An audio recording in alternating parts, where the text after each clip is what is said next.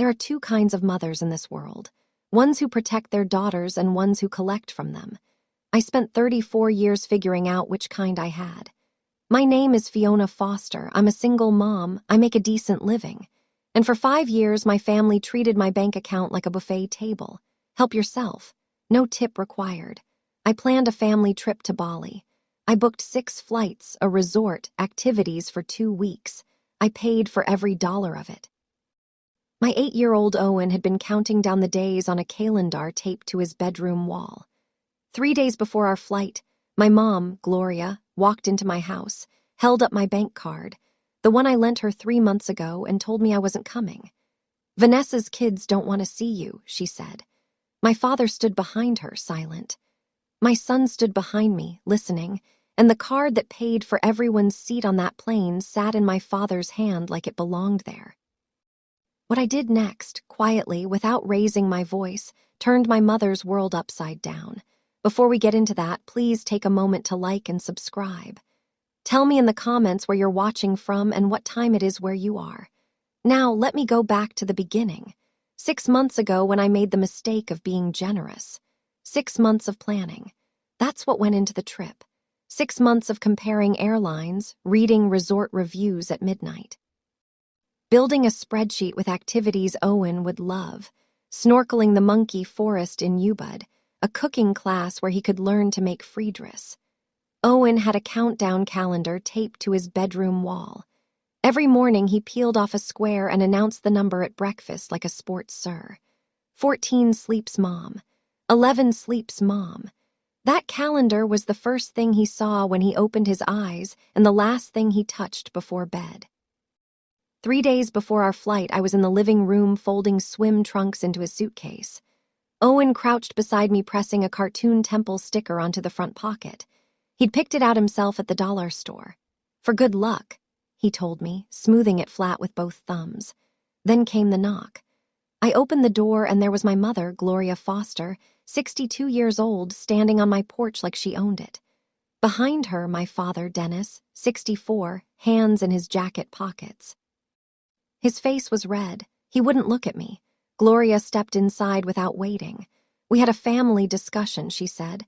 Her voice had that flat boardroom quality she used when she'd already decided something and was only informing you of the verdict.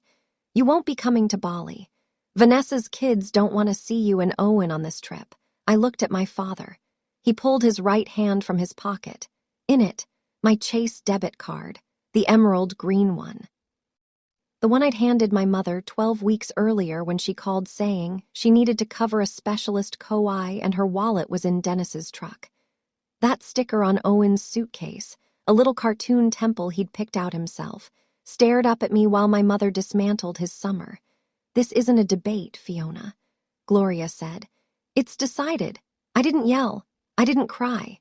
Yes, I want you to understand that because my mother was counting on one of those two things. She'd rehearsed her little speech for whichever version of me showed up. The weeping daughter she could comfort into compliance.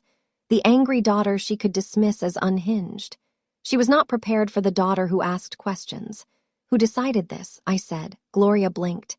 "The family. Which members? When? Where was the discussion? Fiona, and why do you have my bank card?" She hadn't expected that pivot. Her mouth opened, then closed. Dennis shifted his weight behind her. I could feel him wanting to say something the way you feel a storm wanting to break. Pressure, humidity, silence. "I'm your mother," Gloria said, straightening. I needed it for a few things. I repeated it exactly the way she said it. Flat, factual. Let the words sit in the air. "After everything I've done for you," she continued, and there it was, the script. The guilt playbook she'd been running since I was 15. "You should be grateful Vanessa even lets her kids around Owen." He can be a lot. Dennis's jaw tightened. For 1/2 second, I saw his eyes lift toward mine. He wanted to speak. Gloria glanced at him. One look, quick as a blade, and his gaze dropped again. "I need that card back," I said. "We'll deal with it later." Now Gloria held my stare for 3 long seconds, then turned and walked to the door. Dennis set the card in the entry table without a word.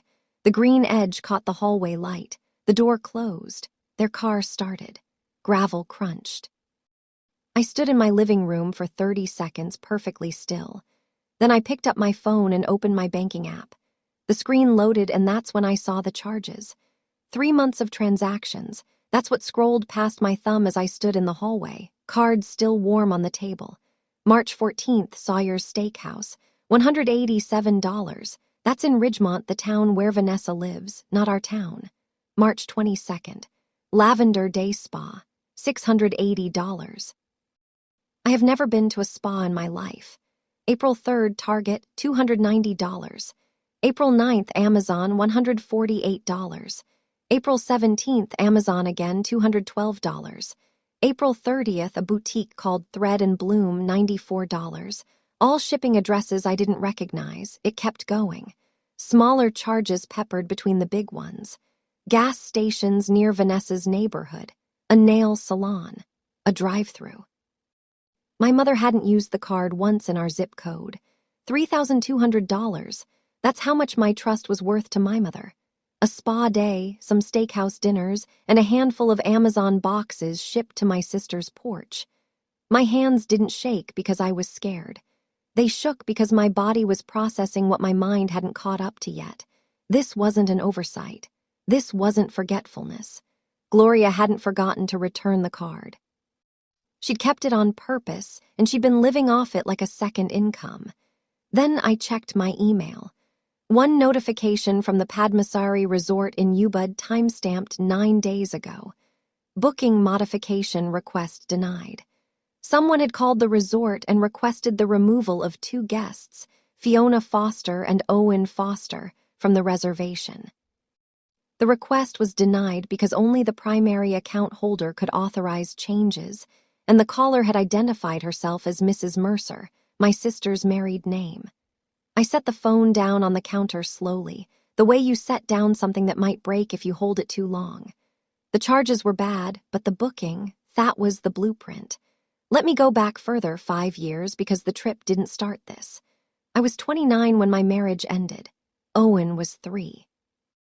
We moved back to Harlow, the small town outside Asheville where I grew up, and I rented a 1-bedroom apartment above a hardware store. Owen slept in a crib next to my bed. I slept in shifts. My mother's first comment when I came home. Well, if you'd been easier to live with, maybe he'd have stayed. She said it at the kitchen table, buttering toast like she was reading the weather. Dennis was right there. He looked at his coffee. I didn't answer. I had a 3-year-old who needed breakfast, and fighting my mother before 8 a.m. felt like a luxury I couldn't afford, so I just didn't. And that became the pattern. Not because I was afraid of her, not because I wanted her approval, because I was running logistics. Literally, I had a child to feed, a job to find, a life to rebuild, and every confrontation with Gloria cost time I didn't have. Paying was faster than arguing. Writing the check was quicker than hearing the lecture. I got hired as a logistics coordinator at a regional freight company. Steady pay, benefits, not glamorous, but enough. And from the moment my first direct deposit hit, Gloria started asking Dennis's car insurance, Vanessa's kids' school supplies, a new water heater for my parents' house, airline tickets so Vanessa could fly home for Easter, Thanksgiving groceries, Christmas presents, a dental crown for Gloria. I paid every time, not out of guilt, out of efficiency. It was the shortest path between the ask and the silence that followed. 5 years of that, and the numbers added up to something I hadn't bothered to calculate until 3 nights ago. $47,000. That's how much silence costs when you're the family payroll. Uncle Raymond was the only person who ever asked, "You doing okay, kid?" Right after my divorce. I should have paid more attention to that. My sister Vanessa is 30. She married Todd Mercer at 20, had Brooke at the same age, and Chase 4 years later. Todd runs a small landscaping company. Good work, seasonal income, tight margins, and they live 1 town over in Ridgemont in a 3-bedroom ranch they can't quite afford. Vanessa hasn't worked outside the house in 6 years. She says she stays home for the kids, but Brooke is 10 and Chase is 6. Both in school from 7:30 to 3. I'm not judging that. I'm statting it because it matters when you understand what Gloria calls need. Gloria decided early that Vanessa was the daughter who needed protection. Vanessa played into it beautifully, and I don't mean that with admiration. She had a radar for soft spots. She'd call Gloria crying about a power bill, then post a photo of new patio furniture the same week. She'd tell Gloria that Todd just isn't earning enough right now, and Gloria would redirect that complaint straight to me. Behind my back, Vanessa was more creative. She told Gloria that Owen was hard to manage on trips, that I acted superior at family dinners, that Owen aunts pushed Chase at a cookout, a thing that never happened. I know because Owen spent that entire cookout reading a Captain Underpants book in the corner of the porch. And then there was the booking. Vanessa had called the Padmasari Resort 9 days ago, identified herself as Mrs. Mercer, and asked them to remove me and Owen from the reservation. She'd gotten the resort name from the confirmation email I'd forwarded to Gloria, the one Gloria asked for so she could see the itinerary. Vanessa never asked how Owen was doing after being told his cousins didn't want to see him. She only asked for Wi-Fi passwords and spending money. She never asked how much the trip cost. She already knew she wasn't paying. And the idea started at Christmas dinner. 6 months earlier, we were all at Gloria's house. Owen, my parents, Vanessa, Todd, Brooke, and Chase. The kind of dinner where the food is fine and the conversation is careful. Owen was talking about a project at school, countries of the world. Hisklas had studied Indonesia that week. Mom, he said, pulling on my sleeve, there's a forest with monkeys, real monkeys. Can we go see them? The table went quiet the way it always did when Owen said something enthusiastic. My family had a low tolerance for excitement that didn't belong to Vanessa's kids. That's the monkey forest, I said. In Ubud, Bali, can we go? I looked around the table. Gloria was cutting her ham, Dennis was chewing. Vanessa was scrolling her phone under the table. What if we all went? I said, a family trip, I'll plan it. I'll cover the flights and the resort. Gloria looked up. All of it, all of it. She nodded once like she was approving a purchase order. I spent the next 3 months building the trip. 6 round-trip tickets. Charlotte to Denizar with a layover in Doha. A 2-week stay at the Padmasari Resort. Ocean view suites, activities, snorkeling at Ahmed, a sunrise hike at Mount Burr, the monkey forest for Owen, a cooking class, a temple tour. Vanessa's kids would stay with Todd's parents. Gloria said Theflight was too long for little ones, which was fine by me. Total cost, $17,800, nearly every dollar in my vacation fund. I'd been building that account for 2 years. Owen taped his countdown calendar to the wall the day I told him, 42 squares. He peeled one off every morning, grinning like he'd won something. Mom, he'd say, climbing into the car for school, how many sleeps until the monkeys?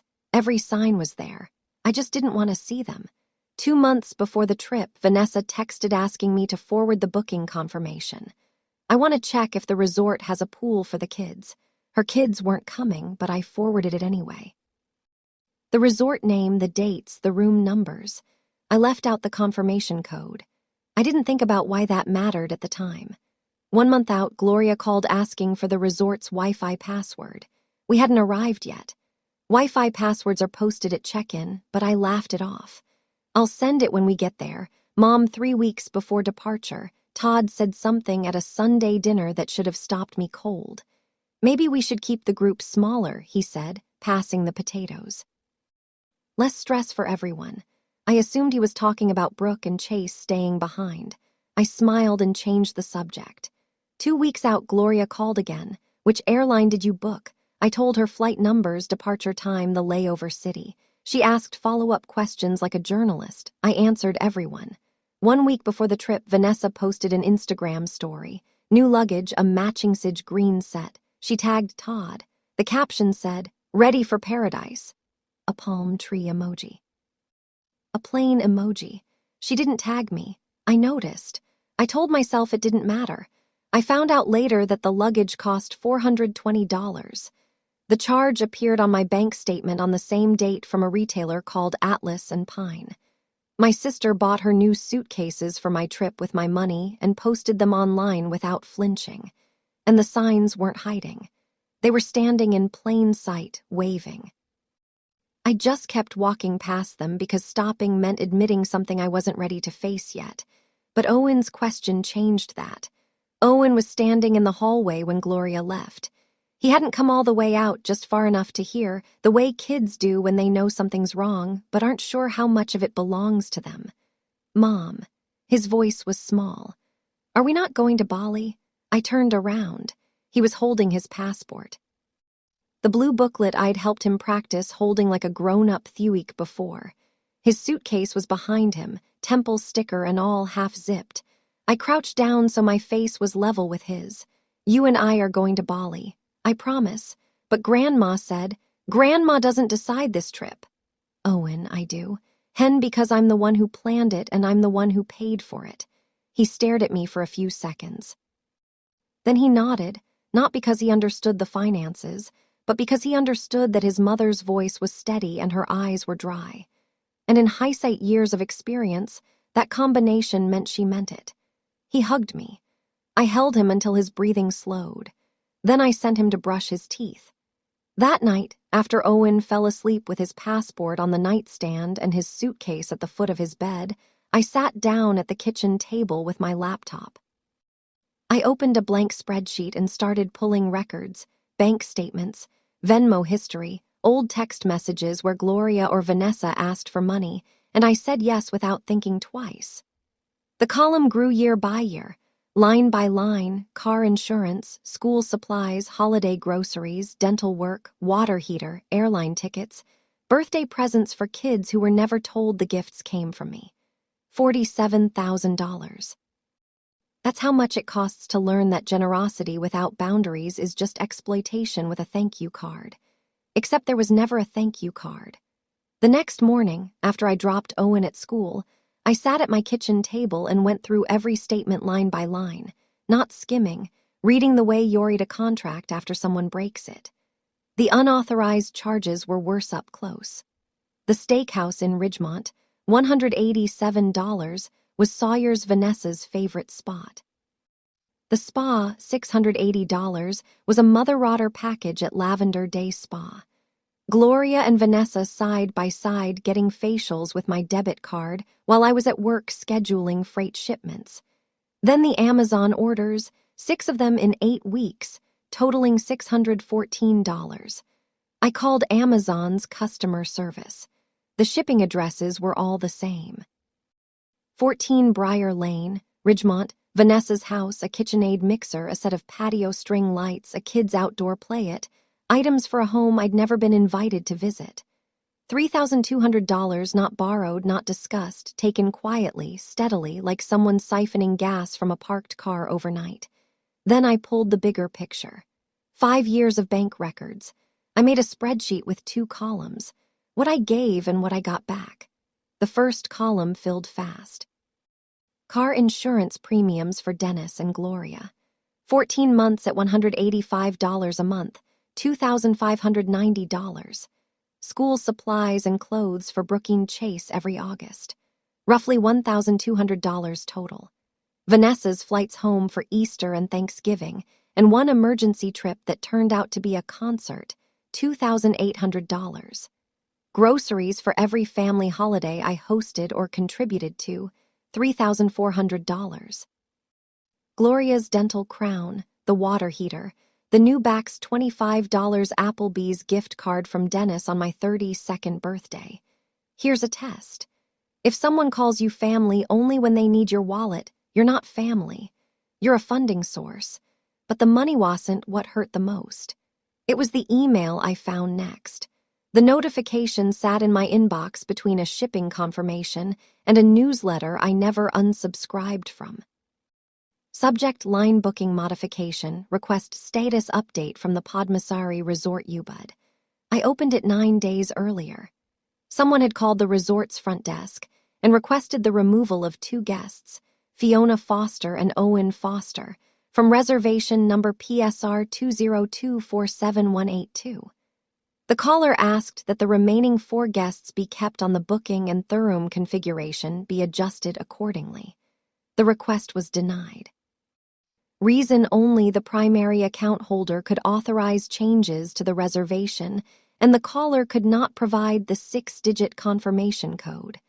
The caller had identified herself as Mrs. Mercer. I read it twice, then a third time. Not because the words were complicated, but because I needed to be certain I wasn't filling in gaps that weren't there. I called the resort. A woman at the front desk confirmed a caller with an American number had phoned on April 22nd, said she was traveling with the group, and asked to simplify the reservation by removing 2 names. When asked for the confirmation code, the caller hesitated, then said she'd call back. She never did. I thanked the receptionist and hung up. Vanessa hadn't acted on impulse. She'd gotten the resort name from the confirmation email I forwarded to Gloria at Gloria's request. She'd found the phone number. She'd rehearsed a cover story. And she'd called an international resort to erase me and my son from a vacation I had built from scratch. This wasn't a conversation that got out of hand. This was a project, with steps, with intent, with a timeline. They hadn't decided to exclude me 3 days ago. They had been working on it for at least 9. Mrs. Mercer. My sister used her married name as if that would make it harder to trace back to me. I called Darlene Kenny at 11:00 a.m. She picked up on the second ring, which is how I knew she was between clients. Darlene and I have been friends since college. She studied psychology while I studied supply chain management, and we bonded over dining hall coffee and a shared belief that most problems are just logistics problems with feelings attached. She's a licensed family therapist now. I trust her. The way I trust my own hands. I need you to listen to something, I said. And then I told her all of it. The doorstep visit, the card, the charges, the booking modification, the $47,000 spreadsheet. She was quiet for 10 seconds. Darlene Isquiet for 10 seconds. Fiona, she said, using someone's bank card without permission for 3 months isn't a family favor, that's fraud. Each textbook, she's my mother, which makes it worse, not better. She asked me one question that I've thought about every day since. In 5 years of paying for your family, how many times did anyone ask if you could afford it? I didn't have to think. Never. That's your answer. She said, you're not a family member to them. You're a line item. She told me to document everything, print the bank statements, screenshot the email from the resort, save the texts, not to build a legal case, but to protect myself when Gloria inevitably rewrote the narrative. People like your mother don't remember events. Darlene said they remember versions, and the version she tells will make you the villain. Before we hung up, she added one more thing. Call your Uncle Rye. Ask him about your Aunt Carol. Carol? What does Carol have to do with this? Just ask him. I didn't understand, but I would. I gave my mother one chance. I want that on the record. I called Gloria that evening after Owen was in bed. I kept my voice flat. No tears, no heat, just questions. Mom, I looked at my bank statements. There are charges on my card from the last 3 months. Restaurants, a spa, Amazon orders. Did you use my card for those? Silence. Then I'm your mother, Fiona. It's not stealing if it's family. I let that sentence sit. If you ever hear someone say that to you, I want you to pause and really listen to it. Break it apart. What they're telling you is that your money isn't yours, that your boundaries don't exist, that the word family is a skeleton key that opens every lock you've ever set. You spent $3,000 without asking me. I said, you make good money. Vanessa doesn't. I was evening things out. That's what mothers do. By taking from me without permission after everything I sacrificed raising you and your sister. There it was again.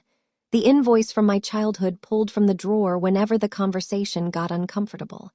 You turned out fine. You should be grateful. Vanessa has it harder. I asked the only question that mattered. Mom, did you plan to cut me from the trip before or after you started using my card? 5 seconds of dead air. In phone calls, 5 seconds is an eternity. This conversation is over, Gloria said, and the line went dead. She didn't deny it. She didn't explain the timeline. She just shut the door the same way she always did when the truth got too close to the lock. When someone says it's not stealing if it's family, right after you catch them spending your money, that's not love. That's an invoice dressed up as affection. I called Uncle Raymond the next morning. He's Gloria's younger brother. 58, retired electrician, lives 2 hours south in Wilmington.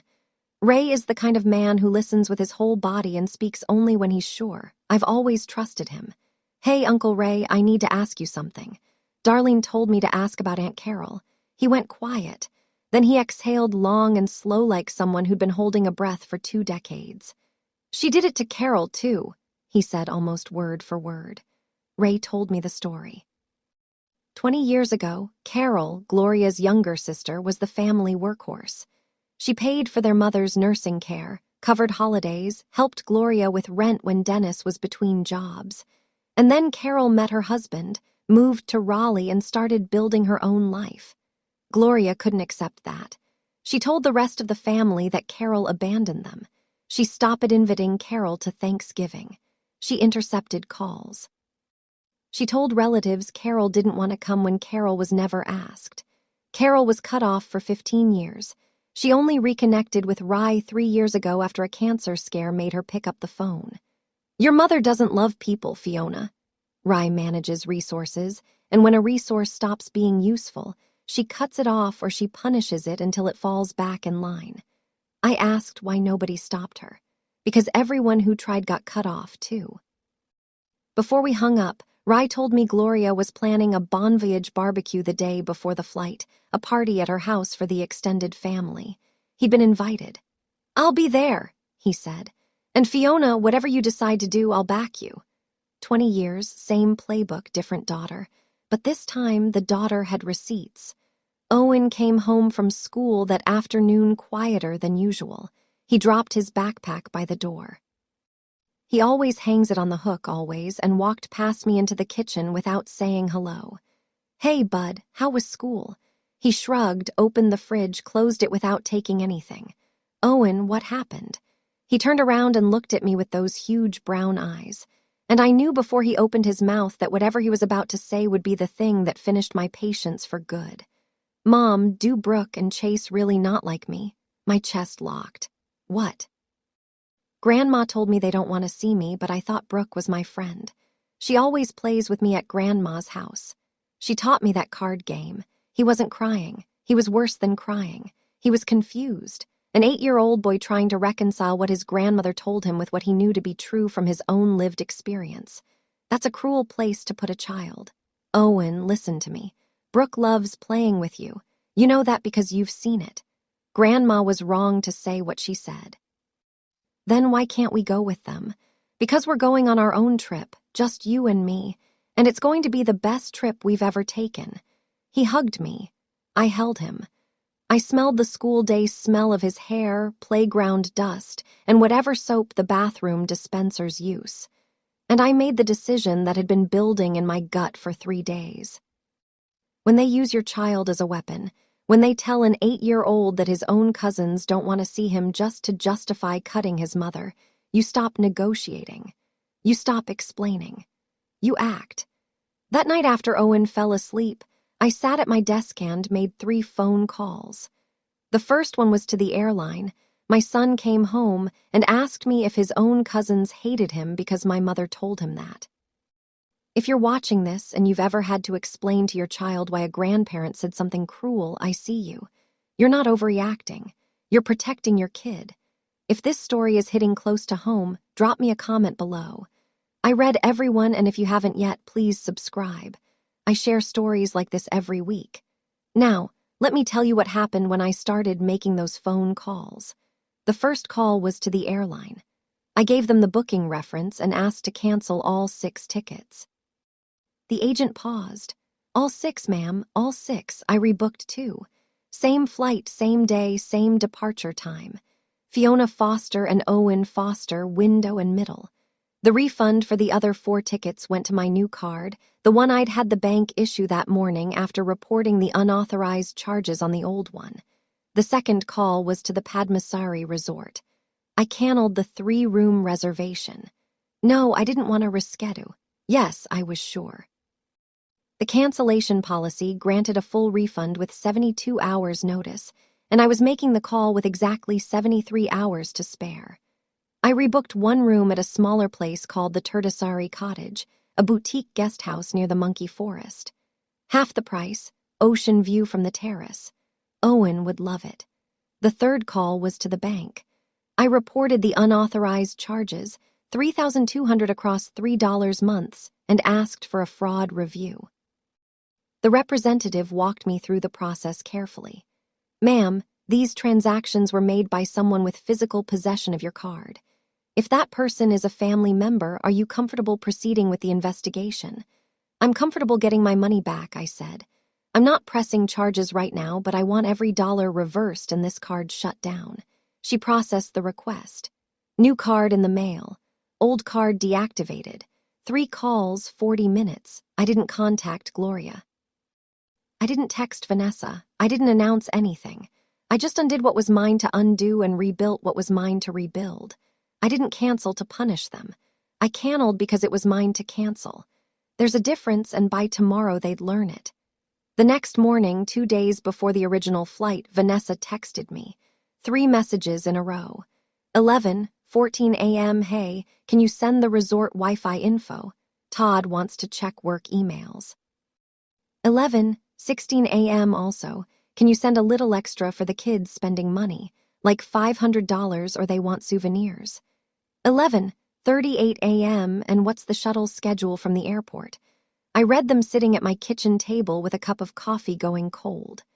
Owen was at school. The house was quiet enough to hear the clock. She wanted Wi-Fi passwords, shuttle schedules, $500 in pocket money for children who weren't even on the trip. All from the sister she'd tried to erase from the reservation 9 days ago. I didn't reply. 12:02 p.m. Hello. We leave in 2 days, lol. She wrote. We the way you write it when the person you're texting isn't included. Casual, obvious. She didn't even catch it. I set the phone face down and finished my coffee. Here's what I want you to notice. In 4 text messages, Vanessa asked for Wi-Fi access, spending money, and transportation logistics in that order. She did not ask how Owen was doing.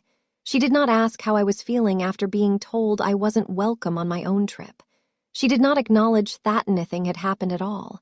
That's how entitlement works. It doesn't just ignore the damage. It forgets the damage exists. Vanessa wasn't pretending she hadn't hurt me. She genuinely didn't register it. I was a service provider. Service providers don't have feelings. They have deliverables. $500 for souvenirs on a trip I paid for but wasn't allowed to attend. If that doesn't make your blood pressure rise, check your pulse.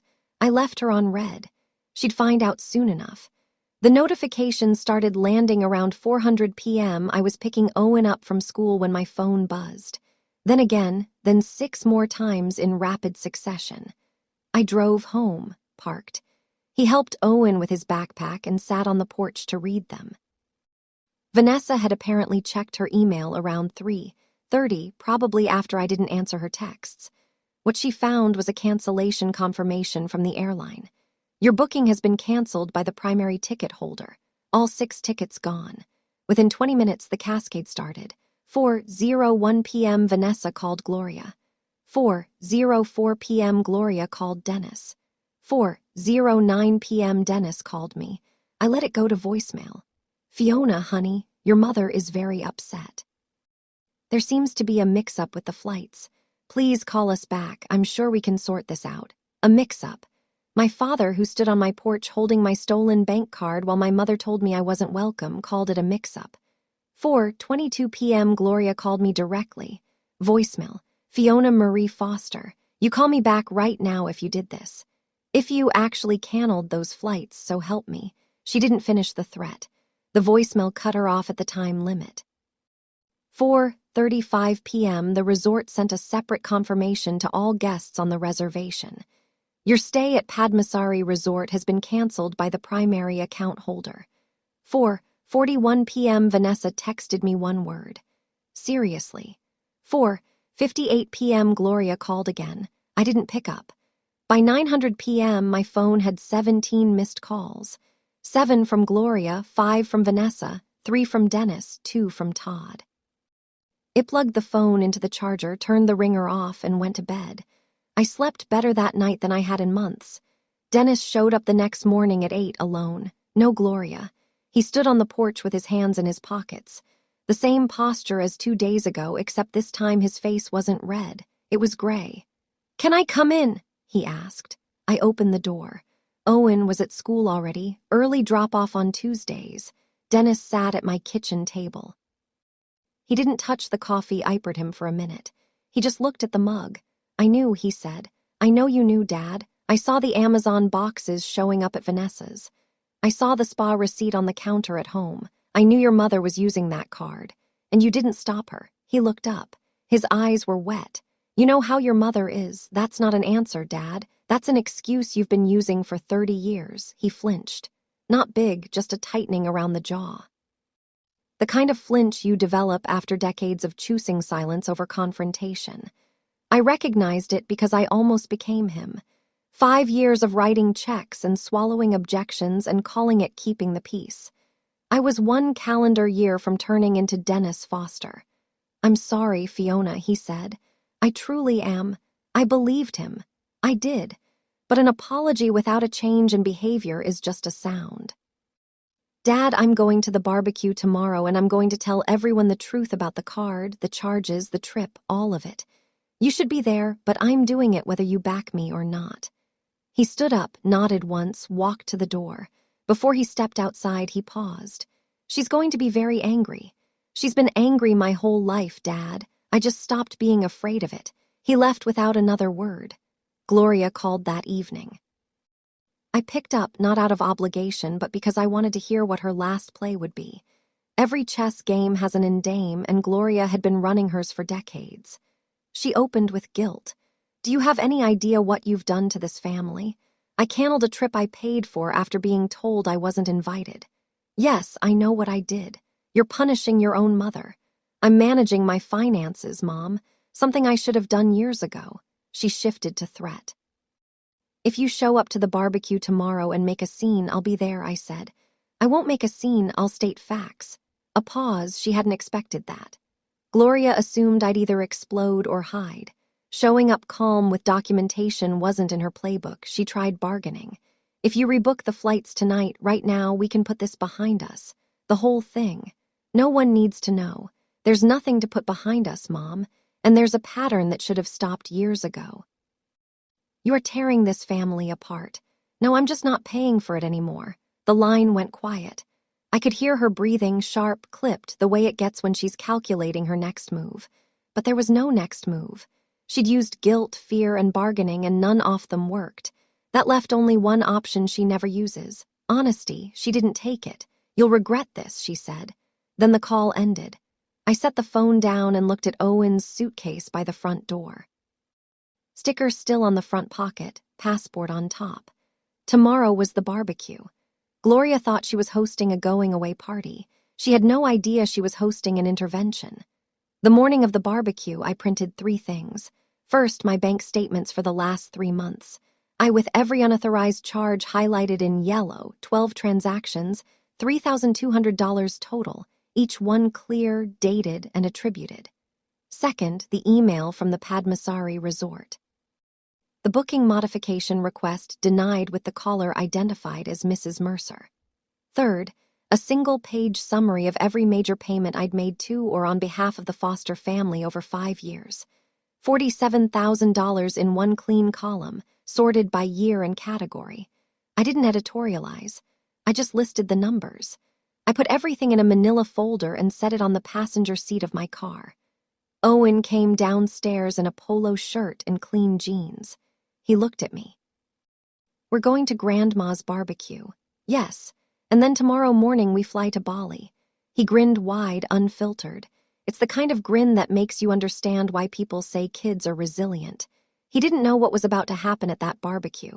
He just knew that tomorrow he'd see the monkeys. I called Darlene from the driveway. I'm going to state facts. I told her. That's it.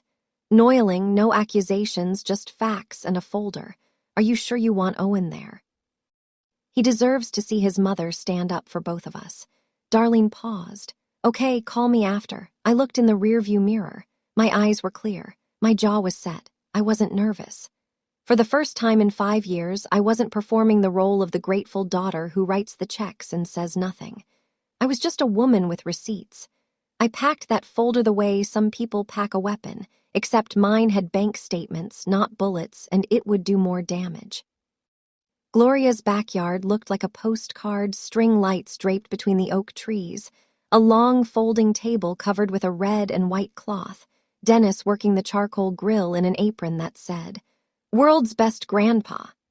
The smell of hickory smoke and marinated chicken hung in the late afternoon air. You'd think it was a celebration, and it was just not the kind Gloria planned. 22 people. I counted as I walked through the side gate. Uncle Raymond and Aunt Louise were at the far end of the table. Two of my cousins, Megan and Brett, sat with their families nearby. Three of Gloria's neighbors from the cul-de-sac. Two women from Gloria's church circle, Joan and Phyllis, nursing lemonade in lawn chairs. Vanessa and Todd stood near the grill. Vanessa wore a linen sundress and oversized sunglasses. She saw me walk in and her face did something complicated. Surprise, irritation, and a kind of tightening around the mouth that looked like someone bracing for impact. Gloria was carrying a bowl of Kleslaw from the kitchen. She stopped mid-step when she saw me. For 1 second, just one, her composure cracked. Then she smiled, pivoted to Phyllis, and laughed at something nobody said. Owen broke away from me and ran straight to Brooke. Owen. Brooke jumped off the picnic bench and grabbed his arm. "Come see the fireflies by the fence." They ran off together, laughing, grabbing at the air. Two kids who had no idea adults had been using their names as ammunition. I watched them for a moment. Brooke ran like he was her favorite person on earth, and that single moment undid every lie my mother had told. Uncle Ray caught my eye from across the yard. He gave me a small nod. Not encouragement exactly, acknowledgement. He knew what was coming. I sat down. The manila folder rested on my lap. Dinner was served at 6. Dennis carved the chicken. Gloria moved through the crowd like a hostess on a stage, refilling glasses, adjusting napkins, touching shoulders. She was performing and she was good at it. At 6:20, she stood at the head-off table and tapped her glass with a fork. The conversations faded. "I want to thank everyone for coming tonight," she said, her voice carrying the warm, polished tone she saved for audiences. "Tomorrow, the Foster family is heading to Bali. 2 wonderful weeks of sun, sand, and family time." "We are so blessed." Applause. Joan from the church circle clapped twice. Phyllis raised her lemonade. Then her neighbor Rick leaned forward. "All of you going? That's got to be a pretty penny." Gloria gave her humble smile, the one she'd practiced in mirrors, the one that said, "Generosity without saying who is actually generous. Family is worth every penny, Rick." I watched her from my seat at the middle of the table. She hadn't mentioned my name. She hadn't looked at me. To the crowd, I was furniture present but irrelevant. Then Aunt Louise turned to me. Genuine warmth. "Fiona, you must be thrilled. Bali is gorgeous. I've always wanted to go." The table shifted. Eyes moved toward me. Gloria's fork paused over her plate. Before I could respond, Gloria cut in.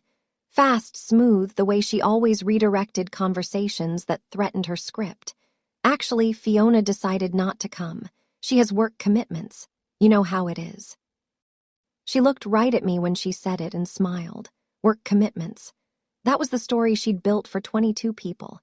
The lie she wanted to be the truth. She'd even rehearsed the delivery. Casual, sympathetic, the slight tilt of the head. I set my glass-off water down slowly. Uncle Ray shifted in his chair and I stood up. "Actually," I said, "I'd like to clarify a few things." The yard went still. Even the Sikas seemed to pause. I didn't raise my voice. I didn't need to. The table was long but narrow, and 22 people were close enough to hear a whisper. I planned this trip. Every detail, flights, hotel, activities, transfers. I researched it for 3 months and booked it under my name. I paid for all of it. 6 round-trip tickets, a TUI resort stay-in, and every activity on the itinerary. The total was $17,800. Silence. Rick set his fork down. Joan straightened in her lawn chair. 3 days ago, Mom came to my house and told me I wasn't invited. Dad was with her holding my bank card. The same card I gave Mom 12 weeks ago for a medical copy. She never returned it. Instead, she used it for 3 months straight. Restaurants, a spa day, Amazon orders shipped to Vanessa's house. $3,200 in charges I never authorized.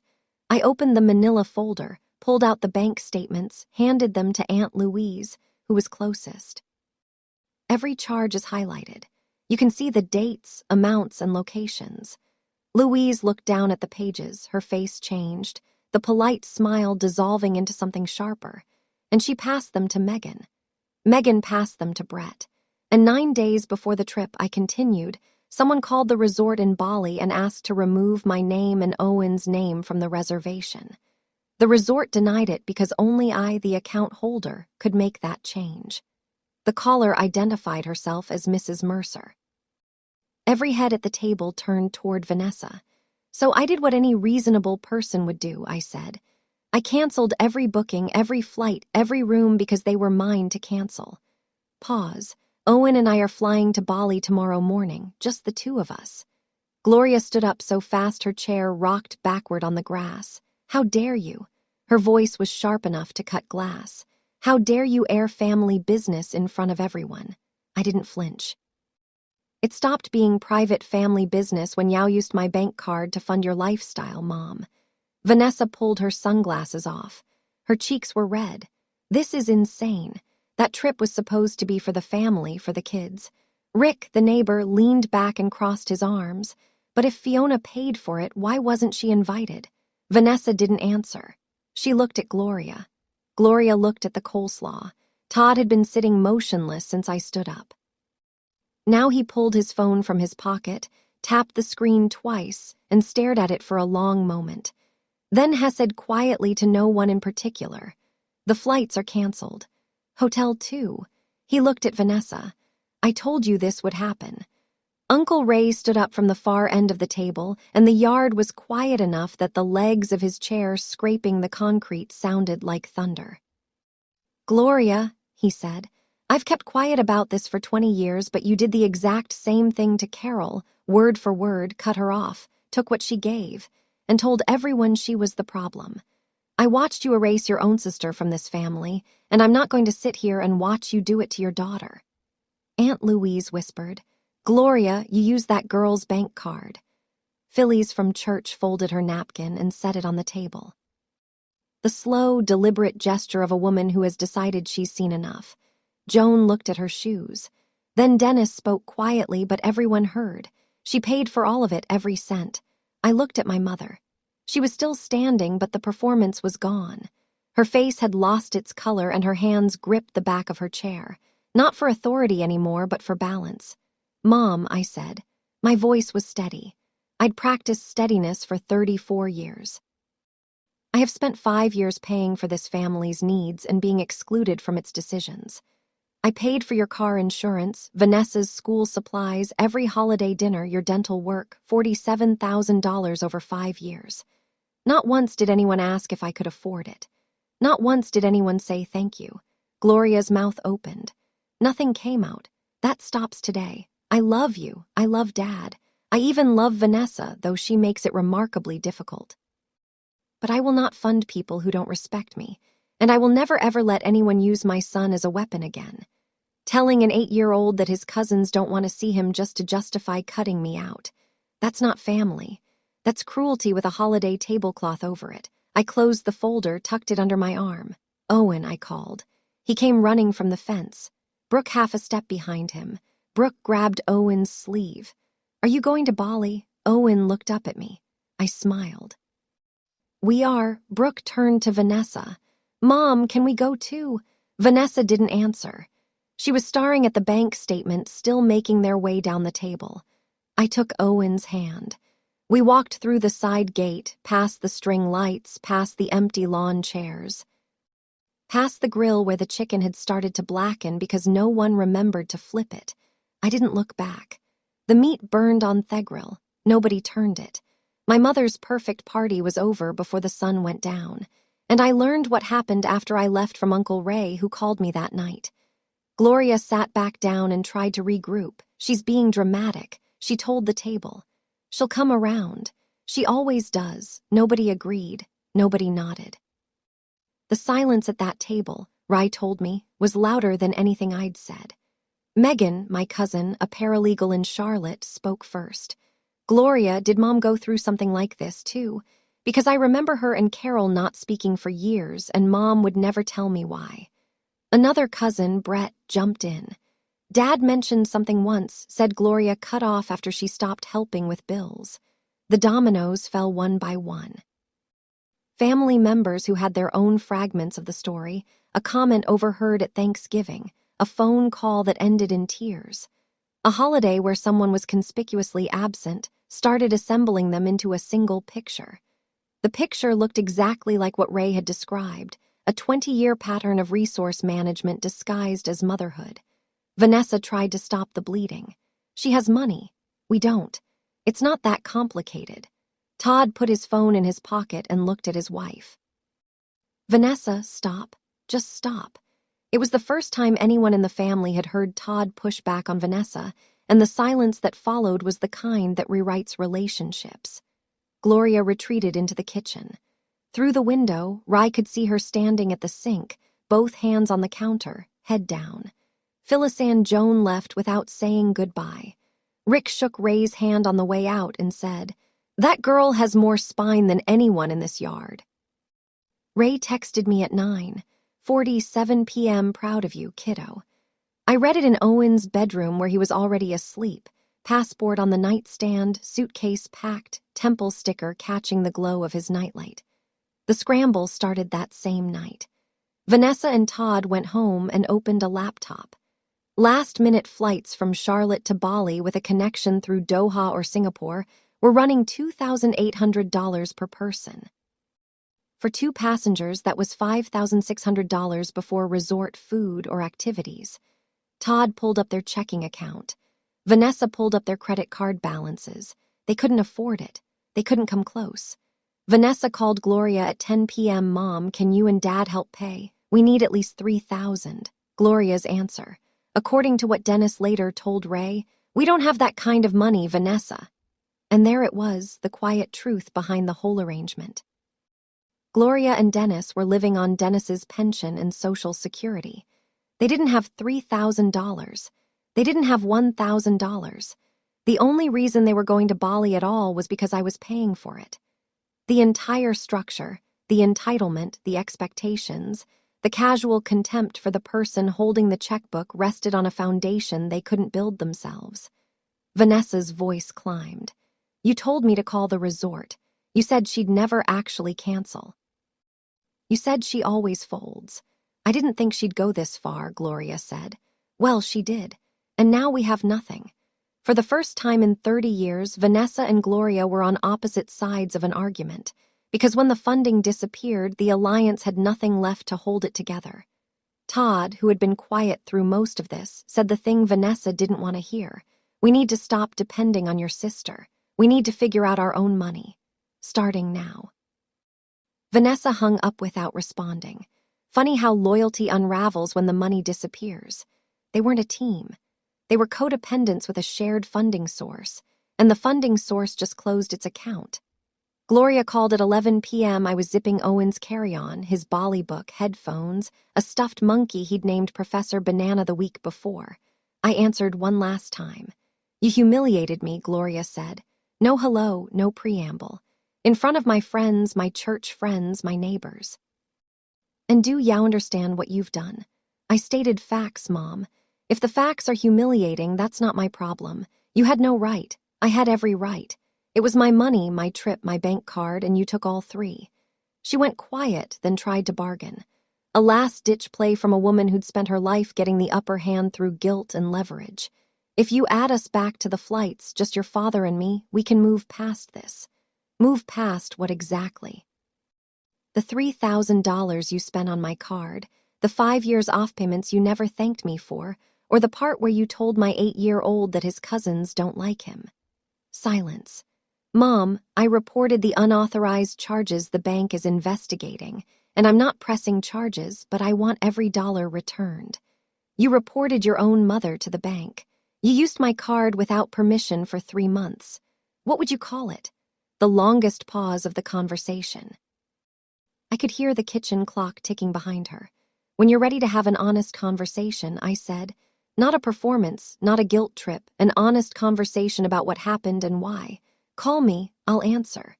But until then, I'm done being the family funding source that nobody respects." I hung up, set the phone on the counter. She called me ungrateful, dramatic, selfish. She used every word in her vocabulary except the only one that mattered. Sorry. Our alarm went off at 4:30. Owen was dressed before I finished brushing my teeth.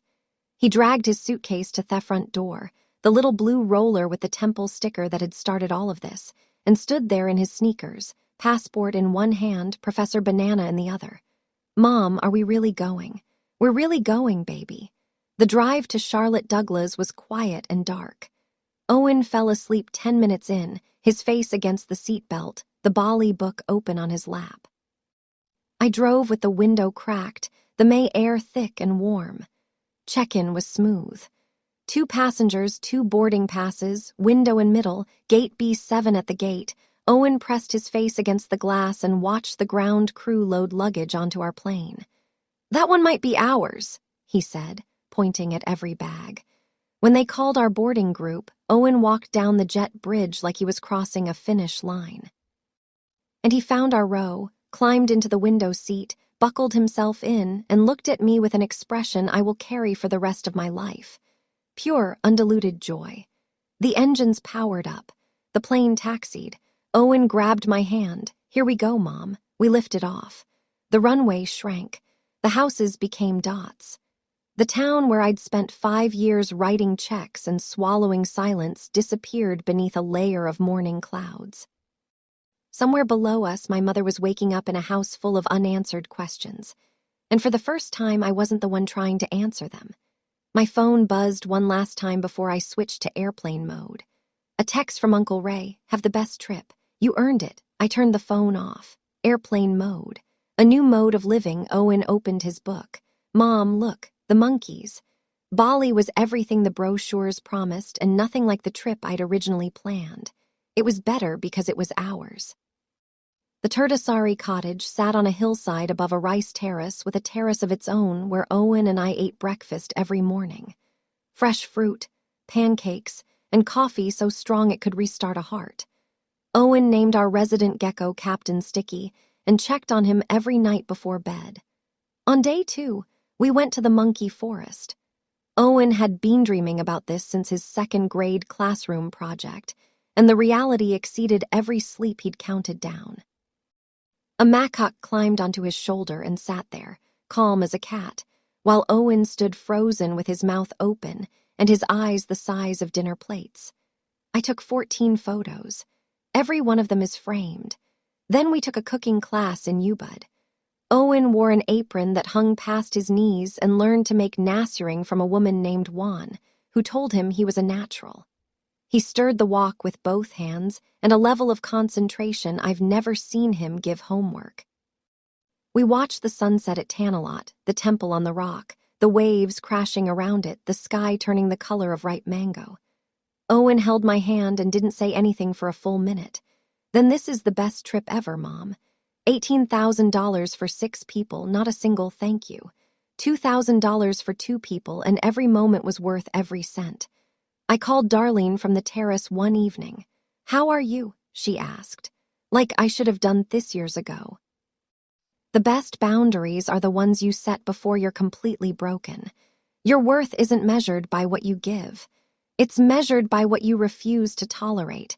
3 weeks after Bali, here's where everyone landed. Gloria didn't call, not once. No apology. No olive branch. No acknowledgement that anything she did was wrong. What she did instead was tell her remaining church friends that I'd stolen the family vacation out of spite. But the bank statements had already made rounds. Megan forwarded them to 3 relatives. And by the end of the week, the version of events Gloria was selling had no buyers. In a small town, the truth travels faster than the liar. Phyllis and Joan quietly removed Gloria from the church planning committee. Not as punishment, they said scheduling reasons, but everyone knew. Vanessa sent one text message 2 weeks after the barbecue. Can we talk? I responded. When you're ready to acknowledge what happened, all of it. Yes, she didn't reply. I expected that. Dennis called twice. The first time he apologized again, longer, more specific. He named the things he'd been silent about. I should have told your mother to give that card back the first week. The second time, he just asked about Owen. How was Bali? Did Owen see the monkeys? I told him everything. We talked for 40 minutes. It was the most honest conversation I'd had with my father in years. Dennis is the one person I left the door open for, not because he earned it, but because he was trying. Todd enrolled himself and Vanessa in financial counseling through their church. In first time in their marriage, they sat down with a real budget. I heard about it through Ray. As for me, I opened a new bank account, sole signatory, no authorized users. I joined an online support group for adults with controlling families. I stopped writing checks to people who never asked if I could afford it. Owen brought his Bali photos to school for show and tell. His teacher sent me a message. He is so proud. It's a Tuesday evening, 3 weeks after we came home. Owen is inside doing homework. I'm sitting on the front porch with a glass of sweet tea, watching the light go amber through the trees. My phone has 17 fewer contacts in it than it did a month ago. My bank account has a new number. My refrigerator has a new decoration. Owen came running out of the house 20 minutes ago holding a piece of paper, a drawing he made in art class. 2 stick figures, one tall, one short, standing on a yellow beach in front off blue water. Above them, a circle with rays coming off it. A sun below them in careful second-grade handwriting. My mom is my hero. He handed it to me without ceremony. The way kids hand you things that matter quickly and with full trust that you'll know what to do with it. I pinned it to the refrigerator with a magnet right next to the photo of Owen and the macaque on his shoulder. I look at it now through the kitchen window from the porch. The drawing and the photograph side by side. The boy and the monkey. The boy and his mother, both of them grinning. I didn't win by being loud. I didn't win by being cruel. I didn't win by tricking anyone or pulling some elaborate scheme. I won by knowing what I was worth and refusing to accept anything less. If you're the person in your family who pays for everything and gets invited to nothing, I'm telling you right now, you are allowed to stop. You are allowed to walk away with your dignity and your child's hand in yours. That's not selfishness. That's not betrayal. That is the bravest, most loving thing you can do. For yourself and for the people counting on you to finally draw the line. You are worth more than what you give. Remember that. That's Fiona's story. But I know some of you have your own. If you've ever been the family payroll, the one who writes every check but never gets a seat at the table, tell me about it in the comments. I read every single one. And if this video gave you even a little bit of courage to set a boundary you've been putting off, please share it with someone who needs to hear it. There are more stories like this in the description below. Click the one that speaks to you. Thank you for watching, and remember, your boundaries aren't walls, they're doors, and you hold the key.